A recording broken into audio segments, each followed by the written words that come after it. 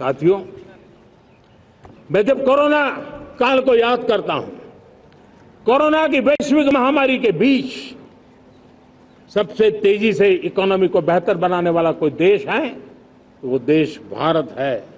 तब लगता है कि हमारी दिशा सही है। जब जात पात मत पंथ ऊपर उठकर हर घर तिरंगा फहराया जाता है, तब लगता है देश की दिशा सही है। आज पूरा देश तिरंगा है, हर घर तिरंगा है। न कोई जात है, न कोई पात है, न कोई ऊंच है, न कोई नीच है, सभी भारतीय है। यही तो हमारी दिशा की ताकत है। जब हम 25 करोड़ लोगों को गरीबी से बाहर निकालते हैं, तब हमारा विश्वास पक्का हो जाता है कि हमने गति को बराबर मेंटेन किया है और सपनों को साकार करना दूर नहीं है।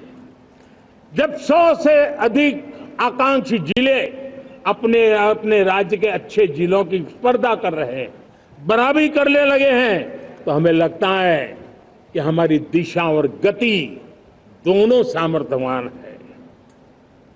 जब हमारे उन आदिवासी साथियों को वो मदद मिलती है, पीएम जनमन के द्वारा उनको जो योजनाएं पहुंची थी, आबादी बहुत छोटी है लेकिन बहुत दूर दूर इलाकों में छुटपुट परिवार रहते हैं, हमने उनको खोज के निकाला है, उनके लिए चिंता की है। तब लगता है कि संवेदनशीलता से जब काम करते हैं तब संतोष कितना मिलता है। वर्किंग वुमेन के लिए पेड मैटरनिटी लीव 12 हफ्ते से बढ़ा करके 26 हफ्ते कर देते हैं। तब सिर्फ नारी का सम्मान ही करते इतना नहीं है, नारी के प्रति संवेदनशील भाव से निर्णय करते इतना नहीं, लेकिन उसके गोद में जो बच्चा पला है ना, उसको एक उत्तम नागरिक बनाने के लिए मां की जो जरूरत है उसमें सरकार रुकावट न बने, इस संवेदनशील भावना से उस निर्णय को हम करते हैं। जब मेरे दिव्यांग भाई बहन भारतीय साइन लैंग्वेज की बात हो या तो सुगम्य भारत का अभियान हो, उसको लगता है कि अब मेरी भी डिग्निटी है, मेरे प्रति देश के नागरिक सम्मान के भाव से देखता है। और पैरालंपिक में तो हमारे खिलाड़ी नई नई ताकत दिखाने लगे हैं। तब लगता है कि ये जो मेरा मम भाव है, हम सबका मम भाव है, उसकी ताकत नजर आती है। हमारे ट्रांसजेंडर समाज के प्रति हम जिस संवेदना के साथ निर्णय बना रहे हैं, हम नए नए कानून बना रहे हैं, उनको सम्मान का जीवन देने के लिए हम प्रयास कर रहे हैं, तब बदलाव की हमारी दिशा सही दिखता है।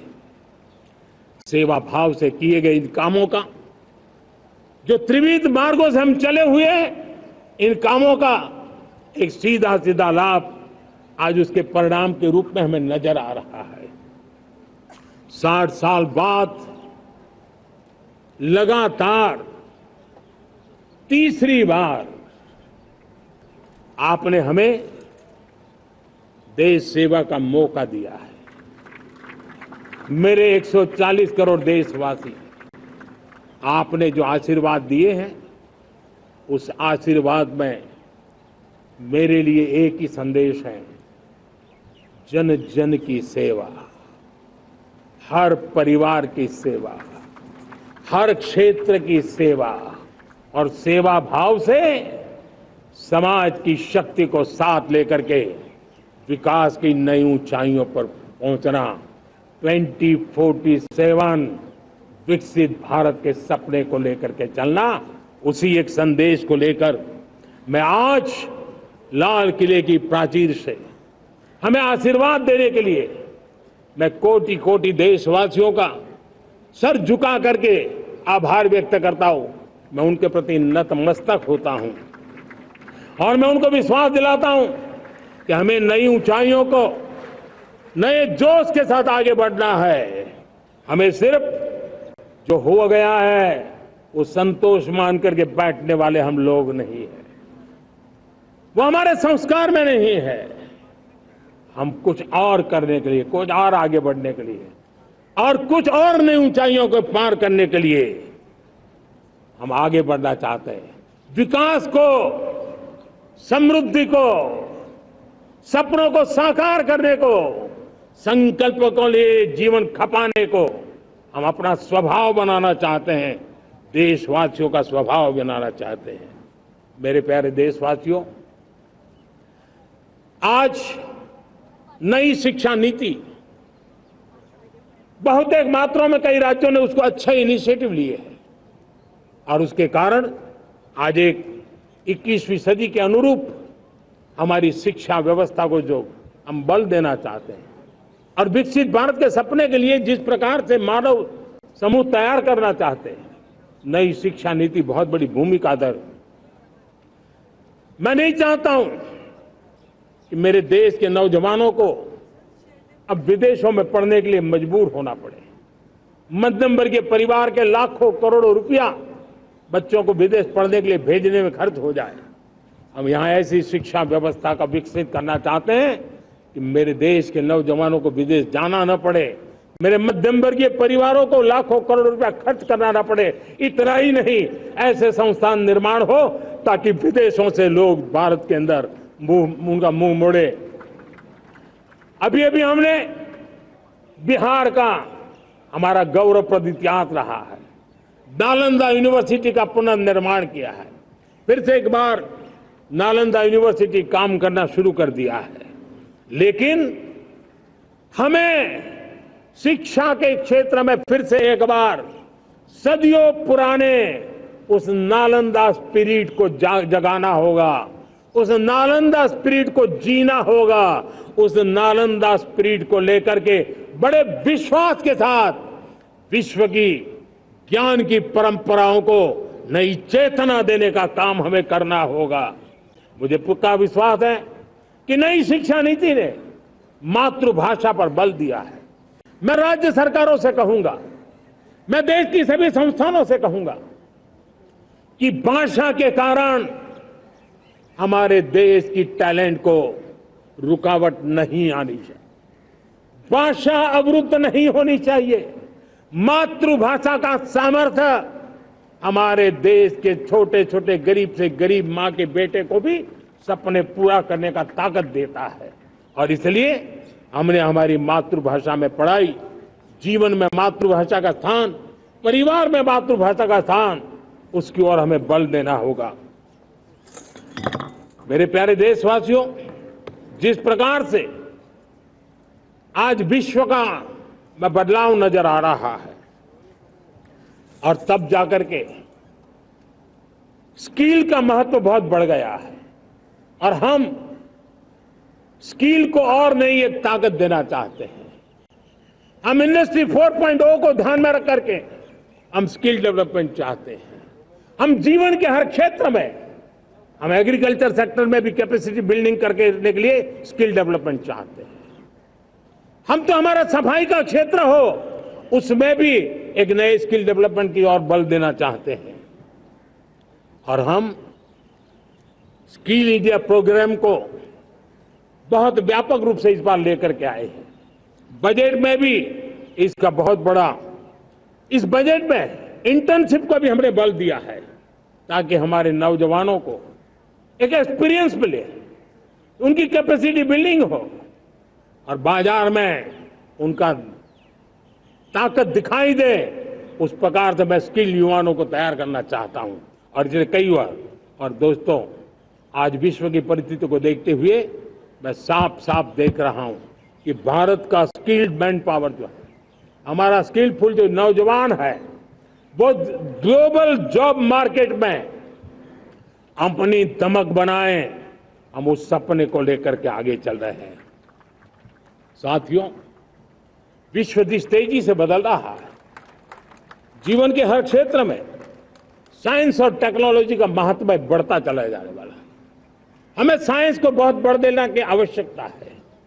और मैंने देखा चंद्रयान की सफलता के बाद हमारे स्कूल कॉलेज के अंदर साइंस और टेक्नोलॉजी के प्रति एक नई रुचि का वातावरण बना है, नई दिलचस्पी बढ़ी है। तब हमारे शिक्षा संस्थानों ने ये जो मनोभाव बना है उसको नर्चर करने के लिए आगे आना होगा। भारत सरकार ने भी रिसर्च के लिए सपोर्ट बढ़ा दिया है। हमने ज्यादा से ज्यादा चेस स्थापित किए हैं। हमने नेशनल रिसर्च फाउंडेशन बना करके हमने उसको एक कानूनी परिवेश में ला करके स्थायी रूप से एक व्यवस्था विकसित की है ताकि रिसर्च को लेकर के निरंतर बल मिले और ये रिसर्च फाउंडेशन उस काम को करे। मेरे बड़े गर्व की बात है कि बजट में हमने 1,00,000 करोड़ रुपया रिसर्च और इनोवेशन के लिए हमने देने का निर्णय किया है ताकि हमारे देश के नौजवान के पास जो आइडियाज है उस आइडियाज को हम जमीन पर उतार पाए। साथियों, आज भी हमारे देश में मेडिकल एजुकेशन के लिए हमारे बच्चे बाहर जा रहे हैं। वैसा कहा मैंने, बड़े बहुत ज्यादातर मध्यम वर्गीय परिवार के हैं, उनके लाखों करोड़ों रुपए खर्च हो जाते हैं और तब जाकर के हमने पिछले 10 साल में मेडिकल सीटों को करीब करीब 1 लाख कर दिया। आज मैं करीब करीब 25,000 युवा हर साल विदेश में मेडिकल एजुकेशन के लिए जाते हैं और ऐसे ऐसे देश में जाना पड़ रहा है, कभी कभी जो मैं सुनता हूं तो हैरान हो जाता हूं। और इसलिए हमने तय किया है कि अगले 5 साल में मेडिकल लाइन में 75,000 नई सीटें बनाई जाएगी। मेरे प्यारे देशवासियों, विकसित भारत 2047 वो स्वस्थ भारत भी होना चाहिए और जब स्वस्थ भारत हो तो आज जो बच्चे हैं उनके पोषण पर आज से ही ध्यान देने की जरूरत है। और इसलिए हमने विकसित भारत की जो पहली पीढ़ी है उनकी तरफ विशेष ध्यान दे करके हमने पोषण का एक अभियान चला है। हमने राष्ट्रीय पोषण मिशन शुरू किया है, पोषण को हमने प्राथमिकता दी है। मेरे प्यारे देशवासियों, हमारी कृषि व्यवस्था को ट्रांसफॉर्म करना बहुत जरूरी है, समय की मांग है। हम सदियों से जिस परंपरा में दबे हुए हैं, जकड़े हुए हैं, उससे मुक्ति पानी होगी और हमारे किसानों को उसके लिए हम मदद भी दे रहे हैं। हम उसको ट्रांसफॉर्म करने की दिशा में लगातार काम करते आए हैं।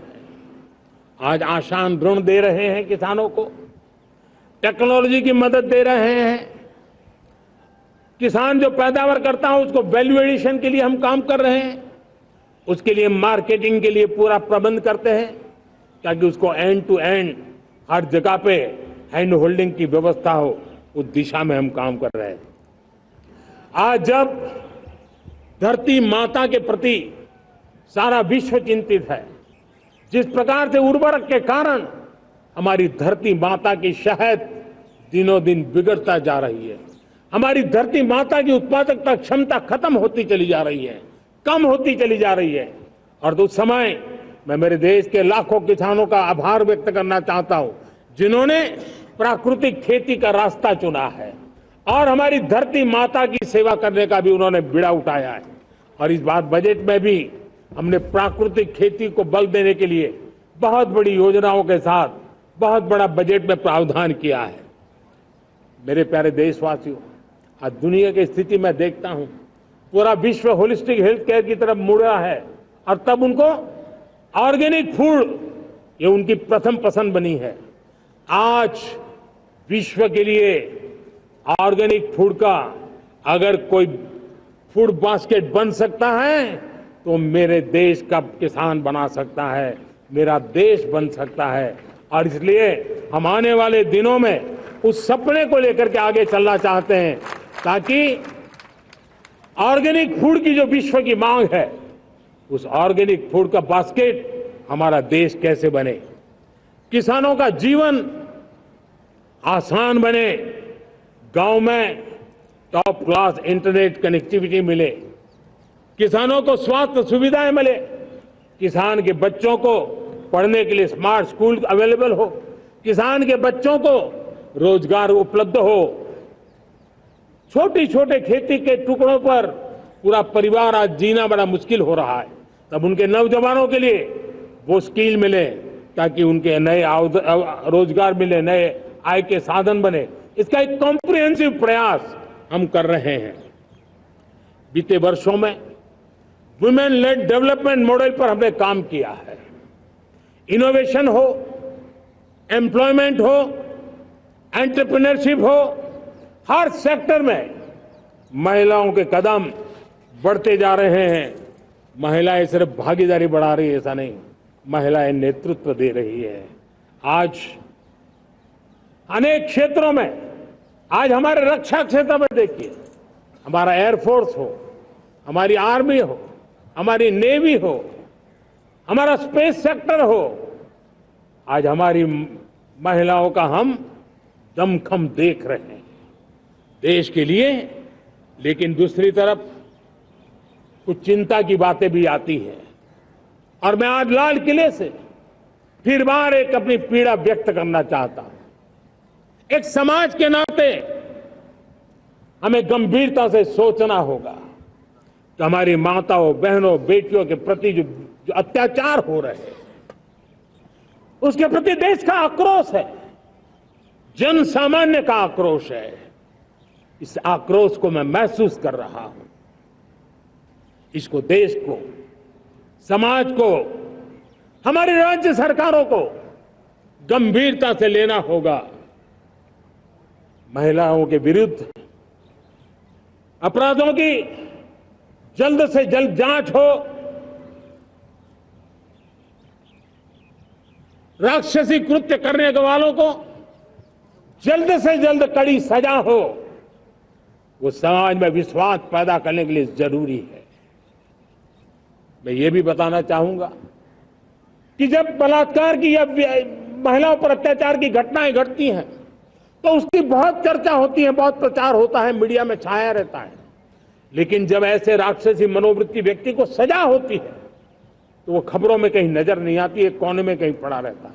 अब समय की मांग है कि जिनको सजा होती है उसकी व्यापक चर्चा हो, ताकि ऐसा पाप करने वालों को भी डर पैदा हो कि ये पाप करने की हालत ये होती है कि फांसी पर लटकना पड़ता है। और मुझे लगता है कि ये डर पैदा करना बहुत जरूरी है। मेरे प्यारे देशवासियों, हमारे देश में ऐसी एक आदत बन गई थी स्वभाव से, हम देश को कम आंकना, देश के प्रति गौरव के भाव का अभाव होना, ये पता नहीं क्यों हमारे जहन में घुस गया था। और हम तो कभी कभी तो लेट आए तो कहते थे इंडियंस आए, शर्म के साथ हम बोल देते थे। देश को इन चीजों से हमने बाहर लाने में सफलता पाई है। किसी जमाने में कहा जाता था अरे खिलौने भी बाहर से आते थे, वो दिन देखे हमने। आज मैं गर्व से कह सकता हूं कि मेरे देश के खिलौने दुनिया के बाजार में अपनी धमक लेकर के पहुंच रहे हैं। खिलौने हमारे एक्सपोर्ट होने शुरू हुए। तो एक जमाना था हम मोबाइल फोन इंपोर्ट करते थे, आज मोबाइल फोन का मैन्युफैक्चरिंग का इकोसिस्टम बना है, एक बहुत बड़ा हब बना है, और आज हम मोबाइल फोन दुनिया में एक्सपोर्ट करने लगे हैं। ये भारत की ताकत है। साथियों, भविष्य के साथ सेमीकंडक्टर जुड़ा हुआ है, आधुनिक टेक्नोलॉजी जुड़ी है, एआई जुड़ा हुआ है। हमने सेमीकंडक्टर मिशन पर काम शुरू किया है।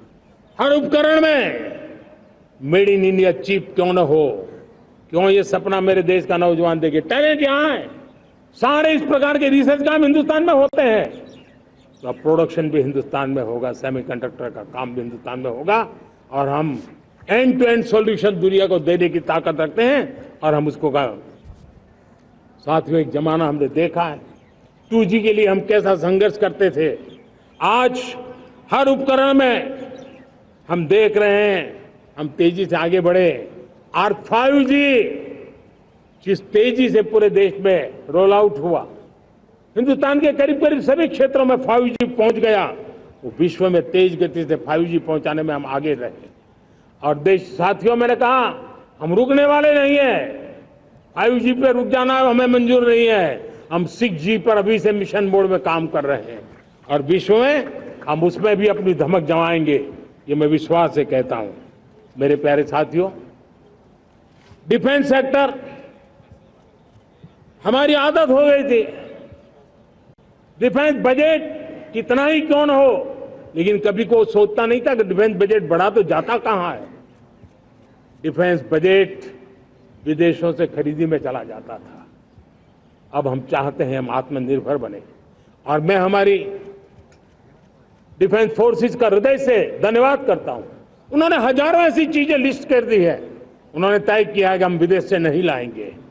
राष्ट्र के लिए जीना क्या कहते हैं, ये हमारे सेना के जवानों ने दिखाया है, और उसके कारण डिफेंस के सेक्टर में हम आत्मनिर्भर होते चले जा रहे हैं।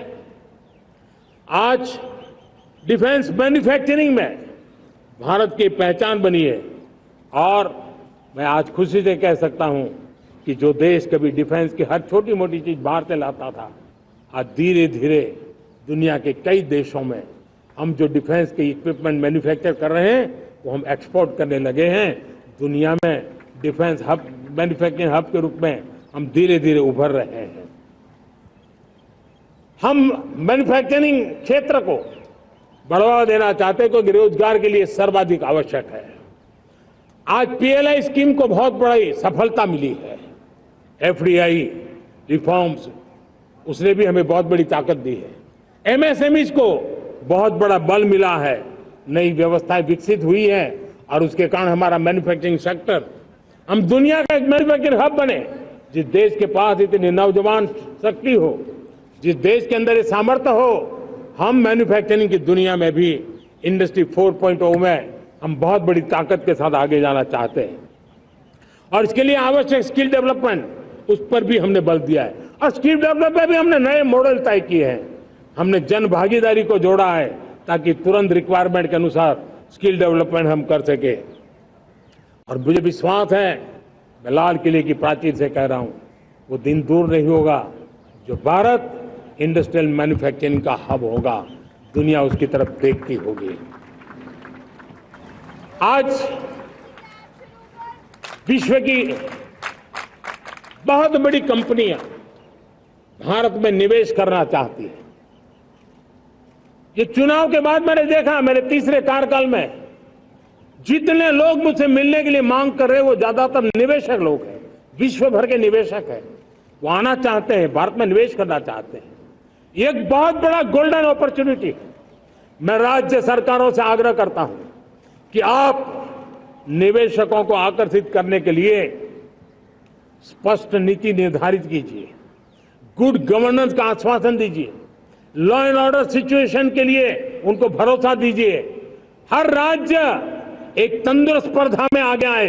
राज्य के बीच निवेशकों को खींचने के लिए स्पर्धा होनी चाहिए, निवेशकों को लिए, ताकि उनके राज्य में निवेशक आएंगे, उनके राज्य के नौजवानों को स्थानीय रूप से अवसर मिलेगा, रोजगार का अवसर मिलेगा।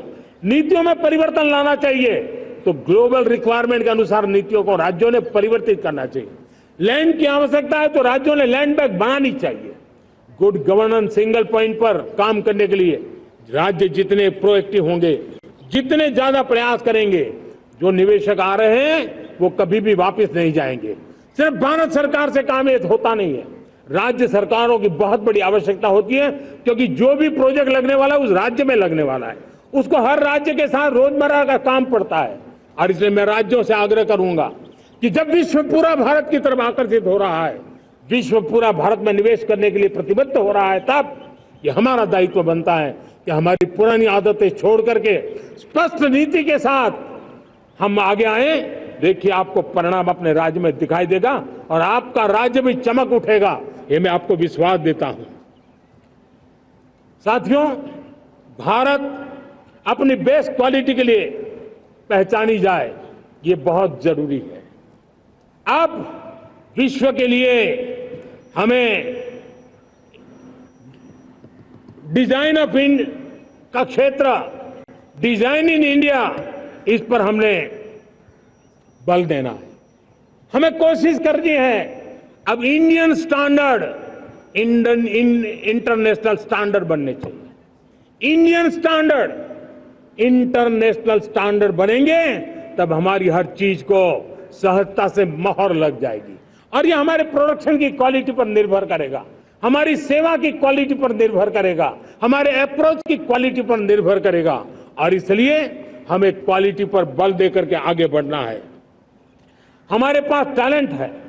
डिजाइन के क्षेत्र में हम दुनिया को बहुत कुछ नया दे सकते हैं। डिजाइन इन इंडिया, इस आह्वान को लेकर के हमें अब आगे चलना है। Design in India and design for the world, इस सपने को लेकर के चलना है। मैं देख रहा हूं गेमिंग की दुनिया का बहुत बड़ा मार्केट खड़ा हुआ है, लेकिन आज भी गेमिंग की दुनिया पर प्रभाव, खास करके उन खेलों को बनाने वाले लोग, प्रोडक्ट करने वाले लोग, विदेशी कमाई होती। भारत के पास बहुत बड़ी विरासत है। हम गेमिंग की दुनिया में बहुत नई टैलेंट को लेकर के आ सकते हैं। विश्व के हर बच्चे को हमारे देश के बनी हुई गेमिंग की ओर आकर्षित कर सकते हैं। मैं चाहता हूं कि भारत के बच्चे, भारत के नौजवान, भारत के आईटी प्रोफेशनल्स, भारत के एआई के प्रोफेशनल्स, वे गेमिंग की दुनिया को लीड करें। खेलने में नहीं, गेमिंग की दुनिया में हमारे प्रोडक्ट पूरे विश्व में पहुंचने चाहिए और पूरी दुनिया में हमारे एनिमेटर्स काम कर सकते हैं। एनिमेशन की दुनिया में हम अपनी दाग जमा सकते हैं। हम उस दिशा में काम करें। मेरे प्यारे देशवासियों, आज विश्व के अंदर ग्लोबल वार्मिंग, क्लाइमेट चेंज हर क्षेत्र में चिंता और चर्चा का विषय रहता है। भारत ने उस दिशा में काफी कदम उठाए हैं। हम विश्व को आश्वस्त करते रहे हैं और शब्दों से नहीं, अपने कार्यों से, प्राप्त परिणामों से हमने विश्व को आश्वस्त भी किया है और विश्व को आश्चर्यचकित भी किया है। हम ही हैं जिन्होंने सिंगल यूज प्लास्टिक पर प्रतिबंध लगाया है। हमने रिन्यूएबल एनर्जी पर विस्तार किया है। हमने रिन्यूएबल एनर्जी को एक नई ताकत दी है। आने वाले कुछ वर्षों में हम नेट जीरो फ्यूचर की ओर आगे बढ़ रहे हैं। मुझे याद है पेरिस अकॉर्ड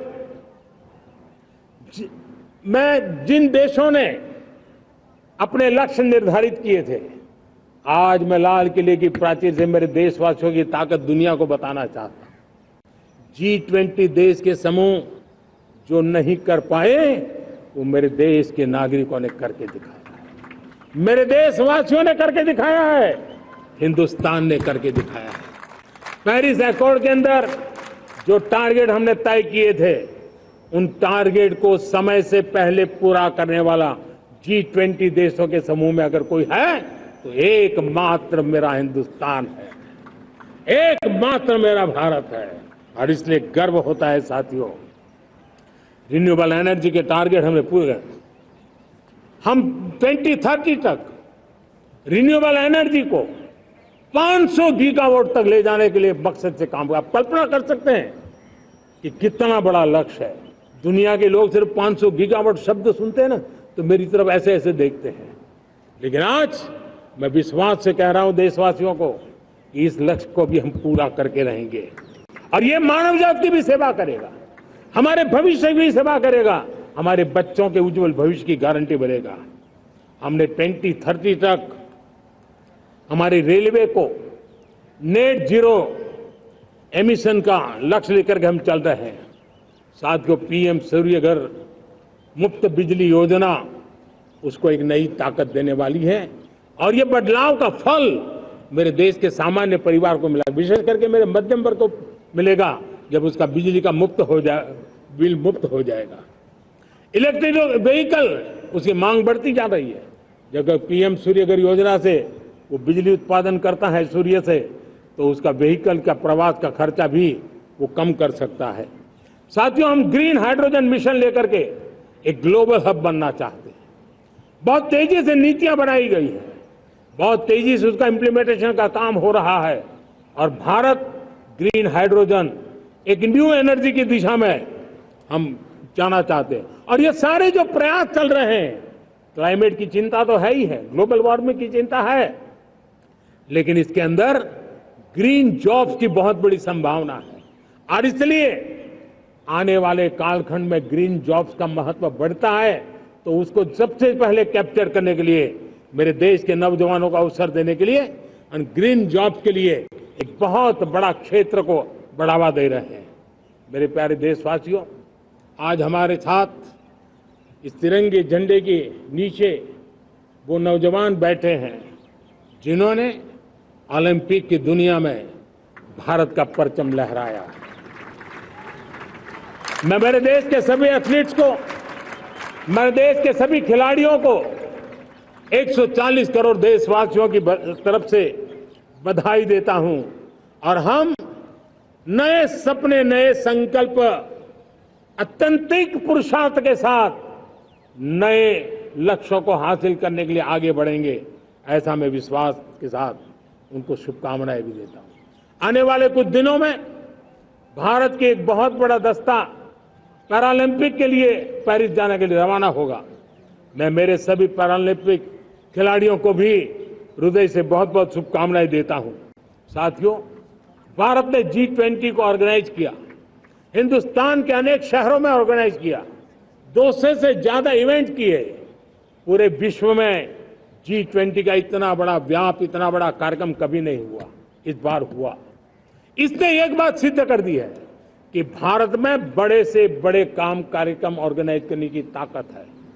भारत को किसी कोई भी हॉस्पिटैलिटी का सामर्थ्य भारत में सबसे ज्यादा है।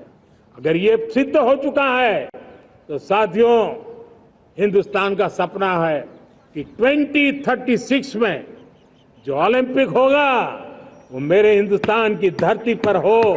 इसके लिए हम तैयारी कर रहे हैं, उसके लिए हम आगे बढ़ें। साथियों, समाज के आखिरी तबके के जो लोग हैं, ये हमारा सामाजिक दायित्व है। अगर कोई पीछे रह जाते हैं तो हमारी आगे बढ़ने की गति कम कर देता है और इसलिए हम आगे बढ़ना चाहते हैं तो भी सफलता तब मिलती है पीछे वाले को भी साथ साथ आगे ले आए। और इसलिए हम सबका दायित्व बनता है कि हमारे समाज में आज भी जो क्षेत्र पीछे रह गए हैं, जो समाज पीछे रह गए हैं, जो लोग पीछे रह गए हो, हमारे छोटे छोटे किसान हो, हमारे जंगलों में रहने वाले मेरे आदिवासी भाई बहन हो, हमारी माताएं बहनें हो, हमारे मजदूर हो, हमारे श्रमिक साथी हो, हमारे कामगार लोग हो, इन सबको हमें बराबरी में लाने के लिए, हमारे बराबर लाने के लिए भरपूर प्रयास करना है। लेकिन अब गति पकड़ गई है, अब लंबे दिन तक हमें वो करना नहीं पड़ेगा। बहुत जल्द वो हमारे पास पहुंच जाएंगे, हमारी बराबरी में आ जाएंगे, हमारी ताकत बहुत बढ़ जाएगी और बड़ी संवेदना के साथ हमें इस काम को करना है। और इसके लिए एक बहुत बड़ा अवसर आ रहा है। मैं मानता हूं संवेदनशीलता की दृष्टि से इससे बड़ा अवसर क्या हो सकता है। हमें पता है 1857 के स्वतंत्रता संग्राम के पहले भी अंग्रेजों के नाक को दम करने वाला हमारा देश का एक आदिवासी युवक था। 20-22 साल की उम्र में उसने अंग्रेजों के नाक को दम ला दिया था, जिसको आज भगवान बिरसा मुंडा के रूप में लोग पूजा करते हैं। भगवान बिरसा मुंडा की 150वीं जयंती आ रही है। ये हम सबके लिए प्रेरणा का कारण बने। समाज के प्रति छोटा सा छोटा व्यक्ति भी देश के लिए कैसी जज्बात रखता है, उससे बड़ी प्रेरणा भगवान बिरसा मुंडा से अधिक कौन हो सकता है। आइए हम भगवान बिरसा मुंडा की 150वीं जयंती जब मनाएं, संवेदनशीलता का हमारा व्याप बढ़े, समाज के प्रति हमारा ममभाव बने। हम समाज के हर व्यक्ति को, गरीबों को, दलित को, पिछड़ों को, आदिवासियों को, हर एक को हम अपने साथ लेकर के चले। इस संकल्प को लेकर के चलना है। मेरे प्यारे देशवासियों, हम संकल्प के साथ तो बढ़ तो रहे हैं, बहुत आगे बढ़ रहे हैं, लेकिन ये भी सच है कि कुछ लोग होते हैं जो प्रगति देख नहीं सकते। कुछ लोग होते हैं जो भारत का भला सोच नहीं सकते हैं। जब तक खुद का भला न हो तब तक उनको किसी का भला अच्छा नहीं लगता है। ऐसी विकृत मानसिकता से भरे हुए लोगों की कमी नहीं होती है। देश को ऐसे लोगों से बचना होगा। वे निराशा की गर्त में डूबे हुए लोग हैं। ऐसे मुट्ठी भर निराशा की गर्त में डूबे हुए लोग जब उनके गोद में विकृति पलती है, तब वो विनाश का कारण बन जाती है, सर्वनाश का कारण बन जाती है, एनार्की का मार्ग ले लेती है, और तब देश को इतनी बड़ी हानि हो जाती है जिसकी भरपाई करने में हमें नए सिरे से मेहनत करनी पड़ती है। इसलिए ऐसे जो छुटपुट निराशावादी तत्व होते हैं, वो सिर्फ निराशा इतना नहीं है, उनकी गोद में विकृति पल रही है। ये विकृति विनाश के, सर्वनाश के सपने देख रही है, ताने बाने जोड़ने की प्रयासों में लगी हुई है। देश को इसे समझना होगा। लेकिन मैं देशवासियों को कहना चाहता हूं कि हम हमारी नेक नीयत से, हमारी ईमानदारी से, राष्ट्र के प्रति हमारे समर्पण से हम सारी परिस्थितियों के बावजूद भी विपरीत मार्ग पर जाने वालों के लिए भी, उनके भी दिल जीत करके हम देश को आगे बढ़ने के हमारे संकल्प में कभी भी पीछे नहीं हटेंगे, ये मैं विश्वास दिलाना चाहता हूं। साथियों, चुनौतियां हैं, अनगिनत चुनौतियां हैं। चुनौतियां भीतर भी है, चुनौतियां बाहर भी है। और जैसे जैसे हम ताकतवर बनेंगे, जैसे जैसे हमारा तवज्जो बढ़ेगा, तो चुनौतियां भी बढ़ने वाली है, बाहर की चुनौतियां और बढ़ने वाली है। और मुझे उसका भली भांति अंदाज है। लेकिन मैं ऐसी शक्तियों को कहना चाहता हूं, भारत का विकास किसी के लिए संकट लेकर के नहीं आता। हम विश्व में समृद्ध थे, तब भी हमने कभी दुनिया को युद्ध में नहीं झोंका है। हम बुद्ध का देश है, युद्ध हमारी राह नहीं है। और इसलिए विश्व चिंतित न हो भारत के आगे बढ़ने से। मैं विश्व समुदाय को विश्वास दिलाता हूं कि आप भारत के संस्कारों को समझिए, भारत के हजारों साल के इतिहास को समझिए। आप हमें संकट मत मानिए, आप उन तरकीबों से न जुड़िए जिसके कारण पूरी मानव जात का कल्याण करने का सामर्थ्य जिस भूमि में है, उस भूमि को ज्यादा मेहनत करनी पड़े। लेकिन फिर भी मैं देशवासियों को कहना चाहता हूं, चुनौतियां कितनी ही क्यों न हो, चुनौती को चुनौती देना ये हिंदुस्तान की फितरत में है। न हम डिगेंगे, न हम थकेंगे, न हम रुकेंगे, न हम झुकेंगे। हम संकल्पों की पूर्ति के लिए 140 करोड़ देशवासियों का भाग्य बदलने के लिए, भाग्य सुनिश्चित करने के लिए, राष्ट्र के सपनों को साकार करने के लिए हम कोई कोर कसर नहीं छोड़ेंगे। हर बदनीयत वालों को हम हमारी नेक नीयत से जीतेंगे, ये मैं विश्वास देता हूं। मेरे प्यारे देशवासियों, समाज की मनोरचना में भी बदलाव कभी कभी बहुत बड़ी चुनौती का कारण बन जाता है। हमारा हर देशवासी भ्रष्टाचार की दिमक से परेशान रहा है। हर स्तर के भ्रष्टाचार ने सामान्य मानवीय का व्यवस्थाओं के प्रति विश्वास तोड़ दिया है। उसको अपनी योग्यता, क्षमता का प्रति अन्याय की जो गुस्सा होता है, वो राष्ट्र की प्रगति में नुकसान करता है। और इसलिए हमने व्यापक रूप से भ्रष्टाचार के खिलाफ एक जंग छेड़ा है। मैं जानता हूं इसकी कीमत मुझे चुकानी पड़ती है, मेरी प्रतिष्ठा को चुकानी पड़ती है, लेकिन राष्ट्र से बड़ी मेरी प्रतिष्ठा नहीं हो सकती है, राष्ट्र के सपनों से बड़ा मेरा सपना नहीं हो सकता। और इसलिए ईमानदारी के साथ भ्रष्टाचार के खिलाफ मेरी लड़ाई जारी रहेगी, तीव्र गति से जारी रहेगी, और भ्रष्टाचारियों पर कार्रवाई जरूर होगी। मैं भ्रष्टाचारियों के लिए भय का वातावरण पैदा करना चाहता हूं, ताकि देश के सामान्य नागरिक को लूटने की जो परंपरा बनी है, उस परंपरा को मुझे रोकना है। लेकिन सबसे बड़ी नई चुनौती आई। भ्रष्टाचारियों से निपटना तो है ही, लेकिन समाज जीवन में उच्च स्तर पर एक जो परिवर्तन आया है, वो सबसे बड़ी चुनौती भी है और एक समाज के लिए सबसे बड़ी चिंता भी है। क्या कोई कल्पना कर सकता है कि मेरे ही देश में इतना महान संविधान हमारे पास होने के बावजूद भी कुछ ऐसे लोग निकल रहे हैं जो भ्रष्टाचार का महिमा मंडन कर रहे हैं, खुलेआम भ्रष्टाचार का जय जयकार कर रहे हैं। समाज में इस प्रकार के बीज बोने का जो प्रयास हो रहा है, भ्रष्टाचार का जो महिमा मंडन हो रहा है, भ्रष्टाचारियों की स्वीकार्यता बढ़ाने का जो निरंतर प्रयास चल रहा है, वो स्वस्थ समाज के लिए बहुत बड़ी चुनौती बन गया है, बहुत बड़ी चिंता का विषय बन गया है।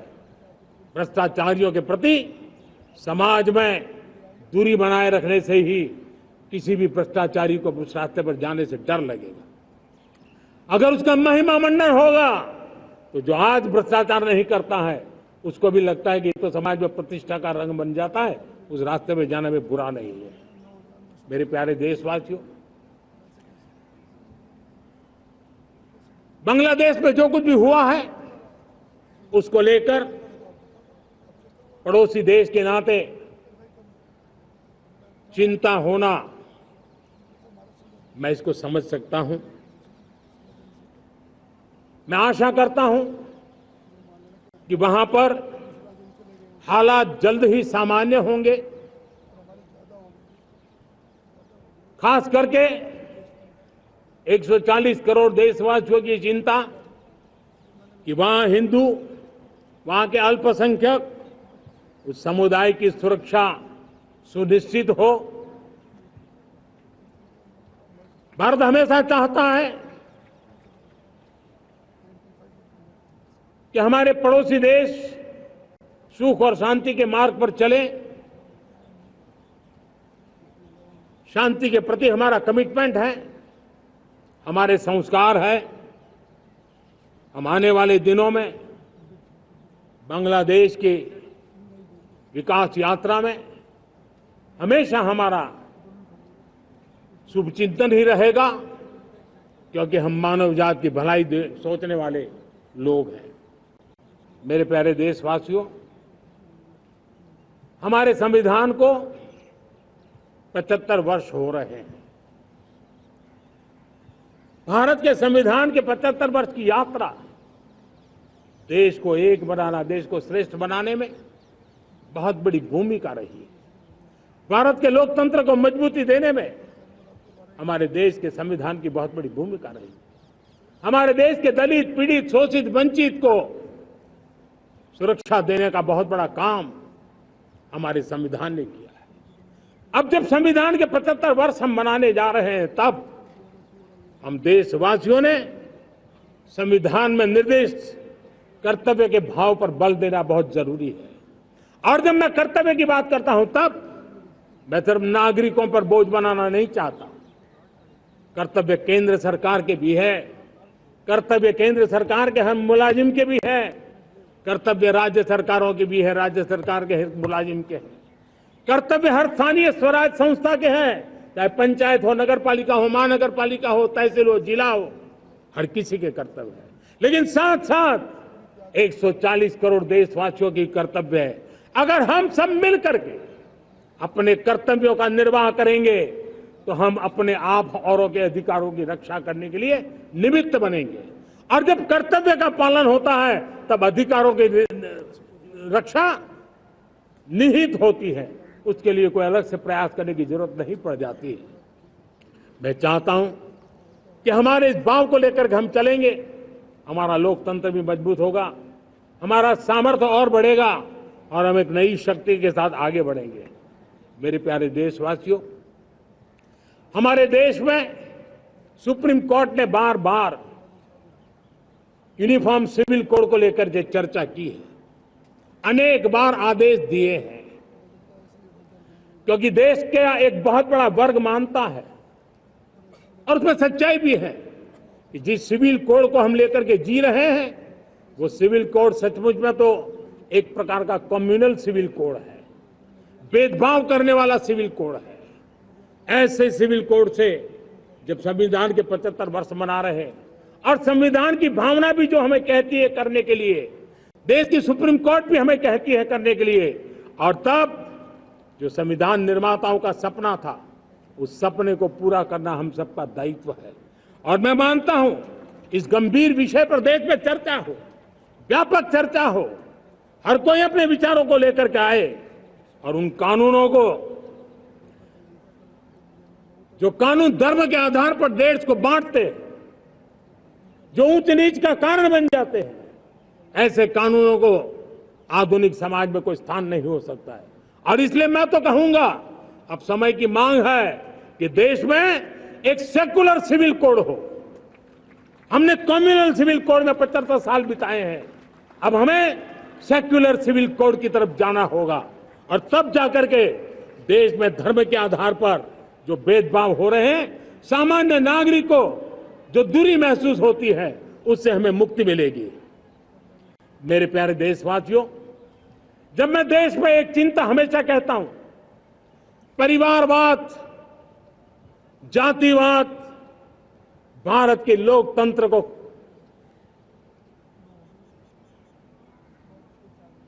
बहुत नुकसान कर रहा है। देश को, लोक राजनीति को हमें परिवारवाद और जातिवाद से मुक्ति दिलानी होगी। आज मैं देख रहा हूं मेरे सामने जो नौजवान है, उसमें लिखा हुआ है माय भारत, जिस संगठन का नाम है उसकी चर्चा लिखी है, यहां बहुत बढ़िया तरीके से लिखा हुआ है। माय भारत के अनेक मिशन है। एक मिशन ये भी है कि हम जल्द से जल्द देश में राजनीतिक जीवन में जनप्रतिनिधि के रूप में 1 लाख ऐसे नौजवानों को आगे लाना चाहते हैं। शुरुआत में 1 लाख नौजवानों को आगे लाना चाहते हैं जिनके परिवार में किसी का भी कोई राजनीतिक बैकग्राउंड ना हो, जिसके माता पिता भाई बहन चाचा मामा मामी कभी भी राजनीति में नहीं रहे, किसी भी पीढ़ी में नहीं रहे, ऐसे होनहार नौजवानों को फ्रेश ब्लड 1 लाख, चाहे वो पंचायत में आए, चाहे नगर पालिका में आए, चाहे जिला परिषदों में आए, चाहे विधानसभा में आए, लोकसभा में आए, 1 लाख नए नौजवान, कोई भी प्रकार का पूर्व का राजनीतिक इतिहास उनके परिवार का ना हो, ऐसे फ्रेश लोग राजनीति में आए ताकि जातिवाद से मुक्ति मिले, परिवारवाद से मुक्ति मिले, लोकतंत्र को समृद्धि मिले। और जरूरी नहीं है कि एक दल में जाए, उनको जो पसंद हो दल में जाए, वो दल में जाकर के वो जनप्रतिनिधि बनकर के आगे आए। देश तय करके चले कि आने वाले दिनों में 1 लाख ऐसे नौजवान जो परिवार राजनीति से दूर दूर का संबंध नहीं है, ऐसे फ्रेश ब्लड आएंगे तो सोच भी नहीं आएगी, सामर्थ्य भी नहीं आएगा, लोकतंत्र समृद्ध होगा। और इसलिए हमें इस दिशा में आगे होना है। और मैं चाहूंगा कि देश ने बार बार चुनाव इस देश की प्रगति में रुकावट बन रहे हैं, गतिरोध पैदा कर रहे हैं। आज कोई भी योजना को चुनाव के साथ जोड़ देना आसान हो गया है, क्योंकि हर 3 महीने 6 महीने कहीं न कहीं चुनाव चल रहा है। कोई भी योजना जाहिर करोगे आप तो मीडिया में देखेंगे, चुनाव आया तो फलाना हो गया, चुनाव आया तो फलाना हो गया। हर काम को चुनाव के रंग से रंग दिया गया है। और इसलिए देश में व्यापक चर्चा हुई है, सभी राजनीतिक दलों ने अपने विचार रखे हैं। एक कमेटी ने बहुत बढ़िया अपना रिपोर्ट तैयार किया है। 1 नेशन 1 इलेक्शन के लिए देश को आगे आना होगा।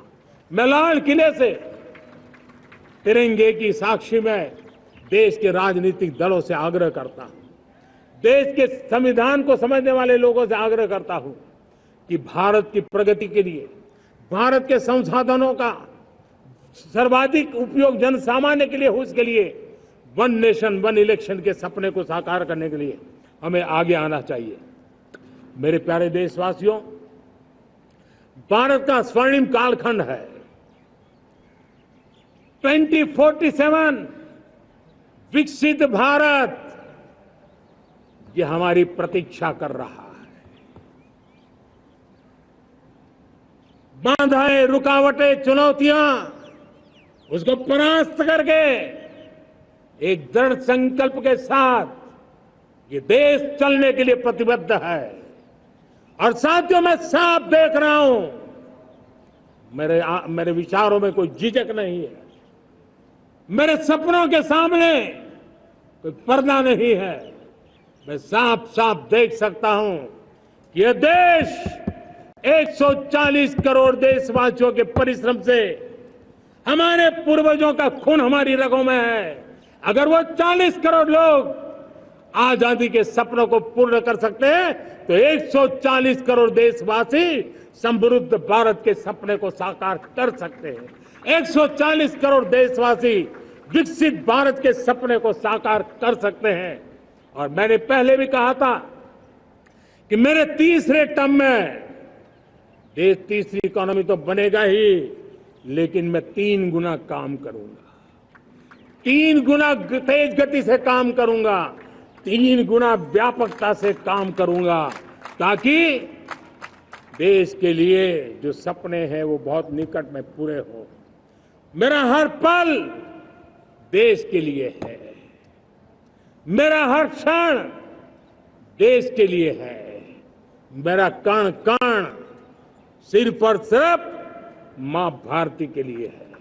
और इसलिए 24/7 और 2047 इस प्रतिबद्धता के साथ आइए, मैं देशवासियों का आह्वान करता हूं, हमारे पूर्वजों ने जो सपने देखे थे उन सपनों को हम संकल्प बनाए, अपने सपनों को जोड़े, अपने पुरुषार्थ को जोड़े और 21वीं सदी जो भारत की सदी है, उस सदी में स्वर्णिम भारत बना के रहें, उसी सदी में हम विकसित भारत बना के रहें और उन सपनों को पूरा करते हुए आगे बढ़े।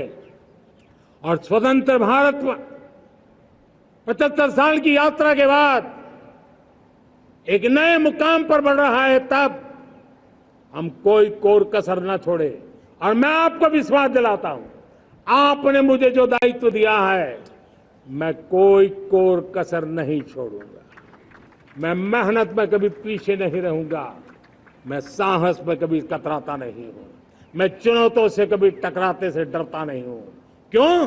क्योंकि मैं आपके लिए जीता हूं, मैं आपके भविष्य के लिए जीता हूं, मैं आप भारत माता के उज्जवल भविष्य के लिए जी रहा हूं। और उस सपनों को पूरा करने के लिए आज राष्ट्र ध्वज के छाया में, तिरंगे की छाया में दृढ़ संकल्प के साथ हम आगे बढ़े।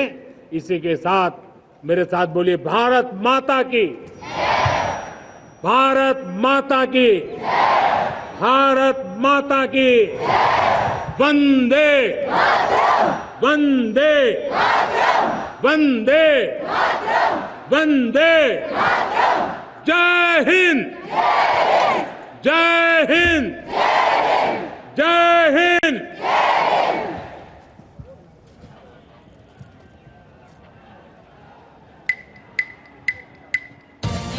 मन अधिनायक